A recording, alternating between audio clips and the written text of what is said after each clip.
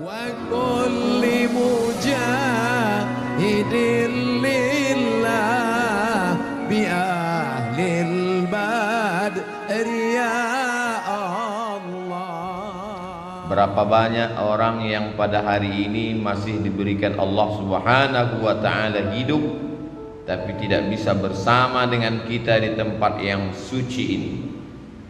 Mengapa demikian? Karena dicabut Allah Subhanahu wa ta'ala nikmat sehat. Berapa banyak pula yang sehat walafiat tapi masih berkeliaran di tengah jalan, di tempat perbelanjaan, di tempat mencari dunia, karena dicabut Allah Subhanahu wa ta'ala nikmat istiqamah iman dan Islam. Yusbihu mu'minan, paginya beriman, wa yumsi kafiran, petangnya kafir. Begitu cepat hati itu berubah. Makanya di antara doa yang diajarkan Nabi, ya muqallibal qulub, engkau yang membolak-balikkan hati, sabbit qulubana, kokohkan hati kami, ala dinik, dalam agamamu, wa ala ta'atik, dalam ketaatan kepadamu. Wahai Mu'adz bin Jabal, nanti engkau akan bertugas ke Yaman, mengumpulkan zakat dan berdakwah, engkau akan sibuk. Maka baca doa ini supaya hatimu istiqamah. Allahumma a'inni, tolong aku ya Allah, ala dzikrika, supaya hatiku selalu berzikir mengingatmu, wa syukrika, selalu bersyukur kepadamu, wa husni ibadatik, selalu beribadah dengan ibadah yang terbaik. Hidup ini singkat, tapi resiko yang akan diterima di alam barzakh begitu lama, dan yang lebih lama lagi adalah ketika nanti akan berhadapan dengan Allah Subhanahu wa ta'ala. Faman kana yarju liqa'a rabbih, siapa yang yakin bahwa dia akan berjumpa dengan Allah Subhanahu wa ta'ala, falyamal amalan salihah, maka di antara bekal hanya amal salih. Tapi amal soleh itu pun akan hilang seperti debu dihembus angin. Wala yusyrik bi'ibadati rabbih ahada, jangan pernah mempersekutukan Allah Subhanahu wa ta'ala. Lain asyrakta, kalau kau persekutukan Allah, la yahbatanna amaluka, maka semua amalmu gugur. Seperti pohon kayu yang daunnya rindang, dihembus angin puting beliung, lalu kemudian gugur daun-daunnya, yang tinggal hanya batang kayu dan ranting-ranting hampa. Begitulah ketika amal yang banyak tapi kemudian tidak bertauhid kepada Allah. Maka di antara doa yang diajarkan Nabi sallallahu alaihi wasallam, mengucapkan la ilaha illallah Muhammadur Rasulullah sallallahu alaihi wasallam pada saat malaikat maut mencabut nyawa. Kalimatu haqqin 'alaiha nahya, dengan itu kita hidup, wa 'alaiha namutu, dengan itu kita mati, wa biha nub'atsu, dengan itu kita akan dibangkitkan di padang mahsyar menghadap Allah Subhanahu wa ta'ala. Kalau sampai hari ini ada orang hidup nikmat, tapi hidup itu bisa menjadi laknat. Kalau sampai detik ini masih sehat, nikmat, tapi sehat akan diminta tanggung jawab, dia bisa menjadi laknat. Yang menjadi rahmat adalah ketika mulut masih mengucapkan alhamdulillah wa syukrulillah wala haula wala quwwata illa billah. Faqsusil qasasa, ceritakan kisah nabi-nabi itu, la'allakum yatafakkarun, supaya manusia berpikir bagaimana kematian anak amat sangat menyakitkan bagi Nabi Ayyub alaihi salam. Tanamannya kering kerontang, ternak-ternaknya mati, anak meninggal dunia. Tidak cukup dengan itu, datang penyakit kulit yang tidak berkesudahan. Apakah Nabi Ayyub mengeluh? Tidak. Istrinya Rahmah yang tidak tahan dengan penderitaan itu. Berdoalah Ayyub supaya Allah menyembuhkanmu. Nabi Ayyub tidak ada menyebutkan sakit dalam doanya. Dia tidak ada minta sembuh, dia hanya berkata, Rabbi anni massaniyad dur, ya Allah aku kena musibah. Wa anta arhamur rahimin, engkau maha kasih di antara yang pengasih, engkau maha sayang di antara yang penyayang. Dia tidak ada menyebut sembuhkan aku sudah sakit, aku seorang nabi, anakku meninggal, ternakku mati, tanamanku kering. Dia tidak ada menyebut. Dia malu berkeluh kesah kepada Allah Subhanahu wa taala. Orang yang sudah jatuh cinta kepada Allah, maka semua yang dilakukan Allah itu indah. Walaupun ternaknya mati, Allah tetap indah. Walaupun kebunnya kering, Allah tetap indah. Walaupun anaknya meninggal, Allah tetap indah. Walaupun anak-anaknya meninggal dunia, Allah tetap indah.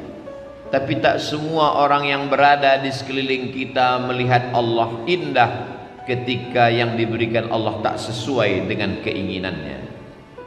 Ketika dia ingin punya anak, ternyata anak tidak kunjung tiba, dia katakan Allah tidak indah. Ketika dia ingin ternaknya beranak pinak subur, ketika yang datang adalah penyakit kematian, dia katakan Allah tidak indah. Padahal Allah itu innallaha jamilun, Allah maha indah, yuhibbul jamal, Allah suka kepada keindahan. Tapi seringkali kita mengatakan indah menurut hawa nafsu kita. Kalau tidak sesuai dengan yang kita inginkan, kita katakan tidak indah. Allah kalau sudah memasukkan cinta ke dalam hati seorang hamba, maka apapun yang diberikan Allah indah. Masuk di dalam perut ikan di tengah malam, gelap lautan, 3 kegelapan, gelap malam, gelap lautan, gelap perut ikan, tidak indah. Tapi yang keluar dari mulut Nabi Yunus bukanlah sumpah serapah caci maki. Yang keluar dari mulutnya kata-kata yang indah.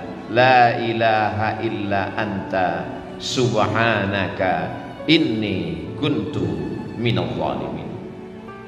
Orang kalau sudah sampai pada tingkat cinta kepada Allah, maka semua yang dilakukan Allah terhadap dirinya indah. Seperti orang jatuh cinta terhadap bayi yang tidak berdosa. Datang bayi itu memukul wajahnya, dia tersenyum. Bayi itu mengencinginya, dia tertawa. Kenapa? Karena bayi tidak berdosa. Bayi bukan Tuhan. Bayi hanyalah hamba Allah, belum ada dosa pada dirinya.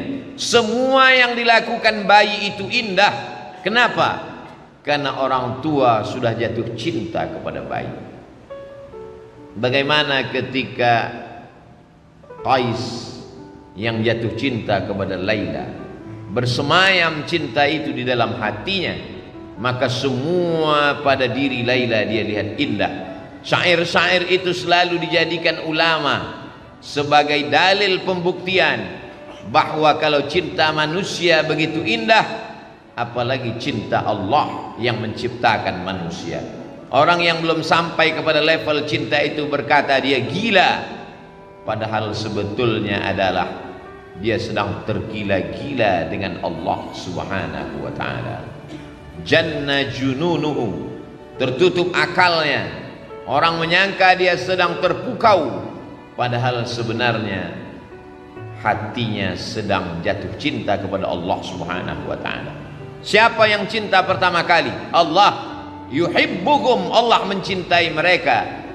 Wa yuhibbuna, mereka membalas cinta Allah Subhanahu wa taala.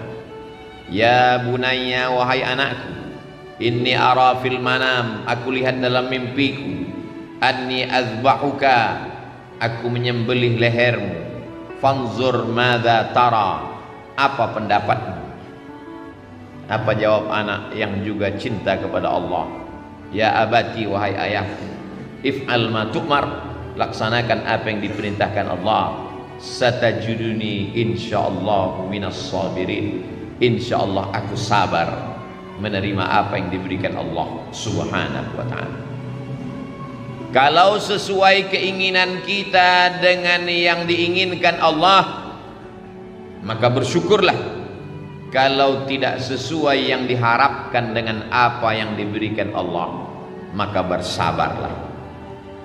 Ajaban li amril mu'min, orang yang percaya kepada Allah itu mengagumkan. In asabathu dharra, in asabathu sarra, kalau yang datang itu menyenangkan hatinya, syakar, dia bersyukur, kana khairal lahu, itu baik baginya. In asabathu dharra, kalau yang datang itu tidak menyenangkan hatinya, tak sesuai dengan yang diinginkannya, sabar, dia tetap bersabar, kana khairal lahu, itu pun baik baginya. Orang yang bersyukur diberikan Allah, la in syakartum la azidannakum. Orang yang bersabar diberikan Allah, innama yuwaffas sabiruna ajrahum bighairi hisab. Tidak ada yang tidak indah bagi orang yang sampai pada hakikat keindahan Allah. Semua yang dilakukan Allah baik, semua yang diberikan Allah baik, walaupun tidak sesuai seperti yang dia inginkan. Hari ini kita sedang berhadapan dengan manusia-manusia yang memaksa Allah untuk mengikut keinginannya, sehingga kalau sesuai dengan yang dia minta, dia katakan Allah hebat. Tapi kalau tidak sesuai dengan kemauannya, maka dia tidak mau lagi beribadah kepada Allah. Sejak kapan Allah mengikut hawa nafsu? Sejak kapan Allah menjadi mengikuti keinginanmu? Kita di hadapan Allah seperti mayat yang sedang dimandikan orang. Jenazah tidak pernah melawan. Jenazah dimiringkan ke kanan, tangannya, hidungnya dicuci, dibasuh, disiram air. Kalau jenazah saja di hadapan orang yang memandikannya begitu lemah, bagaimana dengan kita di hadapan Allah Subhanahu wa ta'ala? Hakikat manusia adalah lemah, hakikat makhluk adalah makhluk. Dia tidak pernah menjadi khalik. Kalau kita paham hakikat ini, kita akan dapat tersenyum atas semua pemberian Allah Subhanahu wa ta'ala, walaupun sesuai dengan yang kita inginkan ataupun tidak kita inginkan. Allah ceritakan nabi-nabi itu dalam Al-Quran, la'allakum yatafakkarun, supaya kita berpikir. Kurang hebat apa lagi Nabi Nuh alaihi salam, tapi ketika tak sesuai dengan yang Allah berikan. Kurang hebat apa lagi Nabi Ibrahim alaihi salam, tapi tak semua yang dia jalani itu sesuai dengan yang kita inginkan. Kurang hebat apa lagi Nabi Musa alaihi salam, tapi dalam kehidupannya juga penuh dengan tetes peluh keringat dan air mata. Belum lagi dia mukallaf, belum lagi dia berakal, dia terpaksa mesti dihanyutkan di tengah sungai Nil. Sesuatu yang di luar logika akal manusia, tidak indah menurut kita, tapi begitu kehendak Allah Subhanahu wa ta'ala. Dibesarkan di istana Fir'aun sampai akhirnya Allah mesti mengeluarkannya, jatuh menjadi pengembala kambing. Thamaniyah hijaj, 8 musim, 8 tahun lamanya. Tidak indah bagi kita, tapi begitu kehendak Allah. Innama amruhu idza arada syai'an ay yaqula lahu kun fayakun. Kalau ada dalam hidup ini tidak indah, padahal kita sudah berbuat baik, berniat baik, berpikir baik, berkata baik, berbuat baik, datang tidak baik, satu-satunya kunci hanya husnuzan kepada Allah Subhanahu wa ta'ala. Husnuzan kepada Allah itu indah. Innama ana inda husni zanni abdi bi, aku menurut prasangka hambaku kepadaku. Satu-satunya cara menerima keputusan Allah hanyalah ridha. Makanya sebelum matahari terbit kita katakan, raditu billahi rabba, aku ridha engkau sebagai Rabbku, aku ridha engkau sebagai penciptaku, aku ridha engkau sebagai pengatur hidupku. Kuserahkan semuanya kepadaku. Setelah aku berusaha, setelah aku berdoa, setelah aku bertawakal, puncaknya adalah ridha. Hanya orang-orang yang ridha kepada Allah yang diundang menemui Allah. Ya ayyatuhan nafsul mutmainnah, wahai jiwa yang tenang. Mengapa jiwa itu tenang?